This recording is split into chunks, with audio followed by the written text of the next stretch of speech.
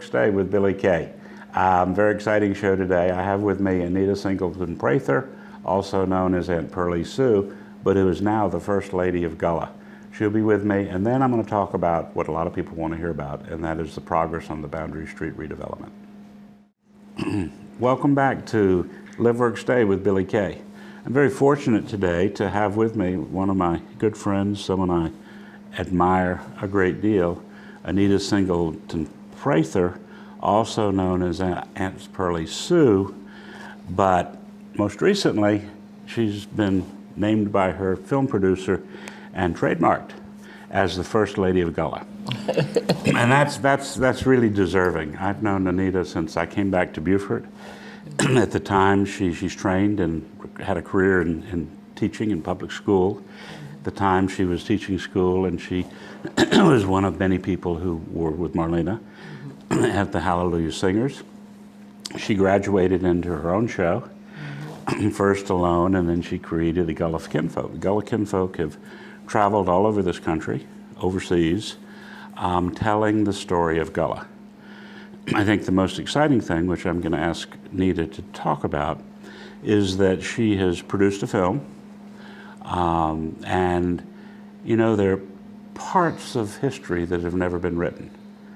As Mayor Riley, former Mayor Riley in Charleston, when he talks about the International African American Museum, he said they're blank pages in the history book, because they're stories that have been painful, they're stories that have been people that have been politically awkward, and the story of the Gullah people, from slavery through Reconstruction to today, is one of those stories that really hasn't been told.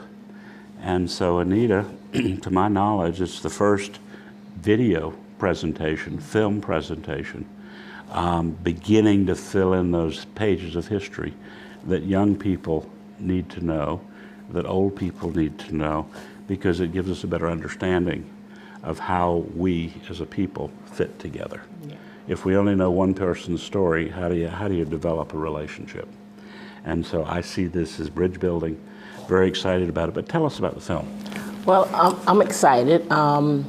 I kind of started working on it, you know, as I was teaching in the classroom, South Carolina history. So a lot of the information and research I had done over the years, you know, to add some... To fill in what right, in the books. At the school for the kids, and make it exciting for the students, to bring history alive. And so, and then eventually that kind of evolved into a stage production that I started doing with my singers, you know, titled The Circle Unbroken, The Gullah Journey from Africa to America. And then when Ron and I talked about doing another project together, my producer, Ron Small, at first we were going to just do it as a concert at Middleton Place. And then as we kept talking about it and pondering it, you know, the idea and how we were going to make this happen at Middleton Place, you know, the concert with narration and storytelling, that kind of stuff. He called me one day, he said, "What do you think about if we filmed it in Beaufort?" Sounds great to me. Sounds great to me. Yeah, it sounds like you know, an answer to a prayer, because it's something I've been wanting to do, to showcase some of the historic locations that we have here in Beaufort. There's so much history here that people don't know that exist. You know, Beaufort is so unique in so many ways. Even though we tell part of the Gullah story, Beaufort is almost could be considered the taproot of African American history, because 3 out of 4 Africans came through the ports of South Carolina. And they continued to, even though it was against the law and it was prohibited to bring fresh Africans into America after the early 1800s, they continued to smuggle us in right up to the eve of the Civil War, 1861. How's anybody going to smuggle you? Go ahead. Anyway. I'm sorry. I didn't mean to get you off track. But, you know, so we have pure African minds that are still here, because we came, some of us came as adults, because a lot of people don't know we were the first set of blacks to be freed right at the beginning of the Civil War, only 7 months after it started.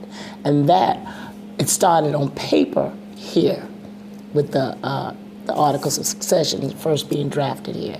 So much history that's right here in Beaufort. And because Beaufort became the first headquarters for the Union troops in the Deep South, then Beaufort wasn't destroyed like Charleston and Atlanta and Savannah and Columbia. So a lot of our buildings are still here. A lot of those pieces of history that other people can just say, it used to be over there and that used to be there, they can actually still see it.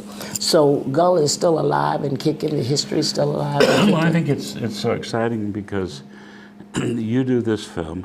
Mitchellville and Hilton Head is beginning to try to reinvent or rebuild what was there. Penn Center has been there and standing strong. God bless him, is standing strong.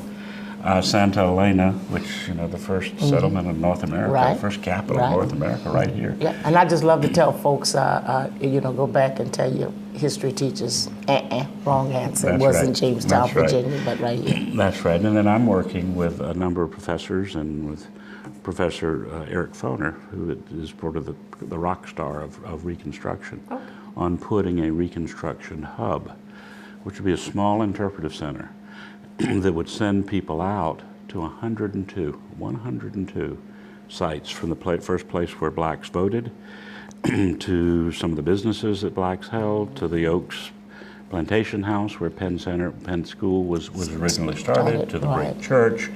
You can go down the list. So, and in fact, we're hosting the South Carolina Humanities Festival here, and what we're trying to do is package so much that's going on in terms of telling our story, not just for tourists, but to our own children. I always think that the tourism people and I get in a disagreement about this, but I say instead of trying to be something for people you want to get to come here, let's be ourselves. That's right. Because that authenticity is what draws people. What makes people Beaufort very different. Right. But Anita, you're really a pioneer. I mean, going back to the Hallelujah Singers, Marlena's sort of taken off and doing more in the music, just the music education. You were beating that stick, beating that drum, caroling the group of the kinfolk, all over the country, telling our story. And I just think it's so exciting that all of our history is part of the blank pages, and that starting with you, Santa Elena, Marlena's work, Rondez's work, everybody's work. If we'd only work together better, it'd be better. But we're filling in those pages of history that's never been told. A lot of people don't even know, even our Grand Army Hall that we have here, that people take for granted. It's only one of two that still exists, and they're basically the Veteran Lodge of 1860, late 1860. And the only other one is in Maryland, and it was about to be demolished. And, Historical Society and a few other people were able to at least get it stabilized, and they're in the process of trying to raise funds to actually buy the building and restore it. But we have the only one that has never been out of use. We were there last night. That's right. And we have all of those just gems, hidden gems in our community that people don't know about. The praise houses, yes, most definitely. Coffin Point, Eddings Point. It's just so much stuff. And I really would like to invite teachers to allow me to take them on a seminar tour so I can show them what's here so that they can bring that history, take it off of the page, and make it come alive for children. Because what a child can learn in one day on a field trip, you can't teach in a month. And so last summer we had, I hired the grant writer, the university ran the program, but a teacher's seminar on Reconstruction. And we had teachers here for 6 weeks, 31 teachers from around the country who came to the university campus, but they were on buses and they went, all over the place. So they could better teach the history that wasn't written. Maybe we ought to look at an NEH grant to do a teacher's thing, a teacher's seminar. Love to do it. On the coming of the developing of the Gullah culture. I think time is running short, but I think one of the interesting things is I've noticed in the quote Gullah community, my friends, who I talk with. There's some who want to sort of stick it in the past, and there's some who want to say we've got to keep the culture alive. And there's sort of a thin line there by wanting to, well, if it's singing a cappella in the fields, well, you did that because you couldn't have music. If you now can add music, because in Marlena's shows, I mean, she basically has said you can trace music. I've heard you say this. Right. All the way from, and it's in the film. You can trace music that we hear today on the radio, whether it's country, whether it's rock, whether it's blues, whether it's classical. We can trace it to its roots in African culture. So let's keep it alive. Circle Unbroken. It can be purchased on the website. Right, go to Gullah.tv. Gullah.tv, Circle Unbroken.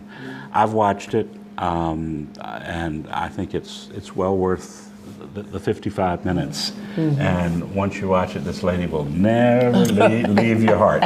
She's got energy, she's got spunk, she's got love, she's got humor, she's got music, she's got talent, and she beats the rhythm with her stick. Yes, I do. Thank you so much, Anita. Thank you, Billy. I really appreciate you taking the time to share with the people throughout Beaufort County. And thank what you. you're doing. You're doing a great job. We just love you, I tell you. You're a trailblazer. You too. Thank you. Thank you for being with us with Live, Work, Stay with Billy Kay.